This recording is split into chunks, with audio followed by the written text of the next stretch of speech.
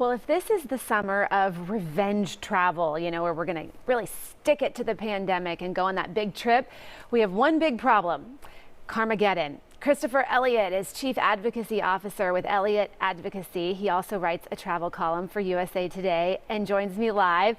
Good morning. We're talking about that rental car shortage. I mean, I have heard horror stories from people. So how bad is it really? It's really bad. I talked to someone from my Washington Post column who spent more money. She spent $500 on her rental car. It was more money than for her airline ticket. Oh. I've also heard from people who have reservations and they call ahead and the car rental company tells them that they don't have a car for them. So it is really bad. Wow. So let me ask you this. Is there price gouging going on? Anything that you think might be illegal? Because it seems like charging somebody hundreds of dollars a day for a car is ridiculous.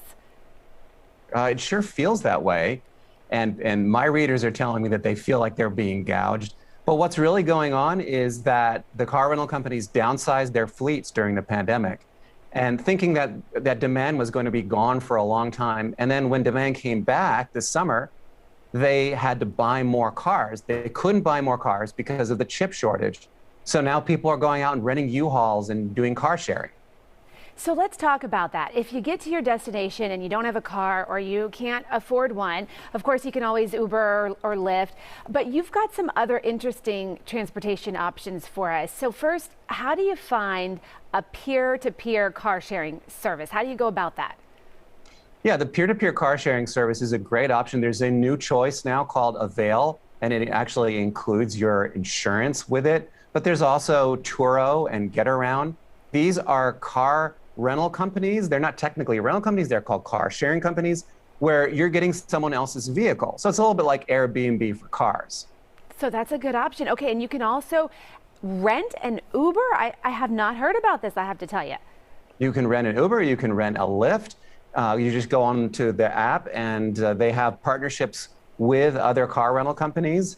So you're really dealing with the same problem that there's a shortage of car rental vehicles, but you're still you're getting a better deal in some cases. So it's definitely something that you should check into if you're interested in renting a car, and if all the car rental companies are telling you that they don't have vehicles. What about some of the lesser known car rental companies? What are some of those, and are these ones that they're going to be at the airport, or you're going to have to go a roundabout way to find them? They're usually off-site, so they're not at the airport.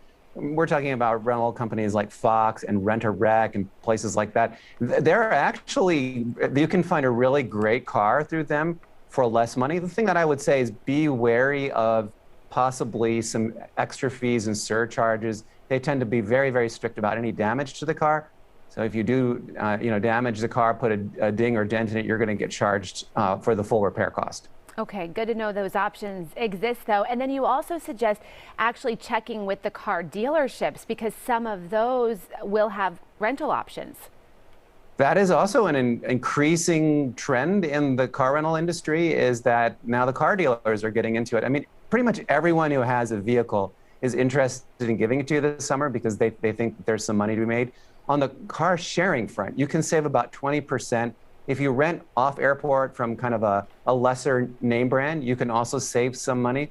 But generally speaking, you should be prepared to pay roughly 2 to 3 times more for your rental car this summer than you have in years past. Wow. And you mentioned it in the beginning, Christopher, but people are renting U-Haul cargo vans this summer. Yes. How much are those?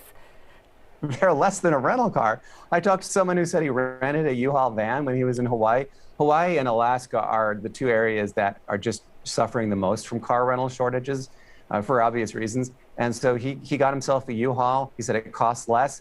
People gave him kind of strange looks when he was driving around, but he said he saved a lot of money.